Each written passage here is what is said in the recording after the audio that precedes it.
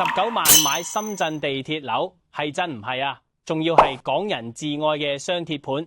余師兄同你講，唔好衝動，等我拆開俾你睇。係，你冇聽錯，惠州大華悅庭19萬呢就有交易，去深圳坑子站2公里，仲要係上下2層複式，號稱港人熱搶嘅雙地鐵盤。但係咁筍嘅盤，到底買唔買得過？余師兄今日同你分析透徹。出租投資呢確實唔錯，周邊工業區多，租客需求大，40方至49方做到2層，每層租幾百蚊，月供基本靠租金得到，回報率合理，自住考量請3C，實用率得23.5方，公攤呢近40%，隔2層先得47方，但係呢每層呢得2.5米高，壓迫感強嘅，冇煤氣煮飯要靠電，持有成本高，管理費5蚊1方，水費成5蚊，貴過住宅，2梯12戶。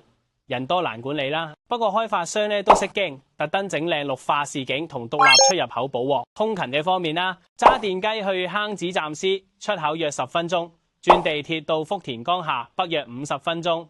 如果喺龍崗、屏山返工，其實同住深圳村屋時間差唔多，仲有直通香港樓巴，算係加分。周邊環境坦白講係工廠自建房為住，市容一般，但係生活氣氛濃厚，擺攤多，大潤發超市齊全，係一種接地氣嘅生活。學位問題致命傷，公寓冇學區，最近嘅新塘小學4.8公里遠，私立學校學費4000期，但係質素普通。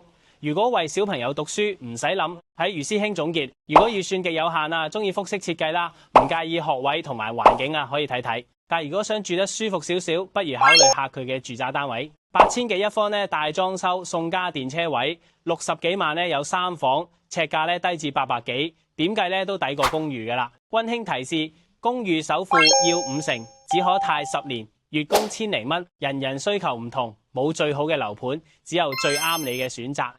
如果想揾人老實分析惠州盤嘅優劣，歡迎揾我傾偈。我係余師兄，一個從業10年嘅地產人。我哋下期再見。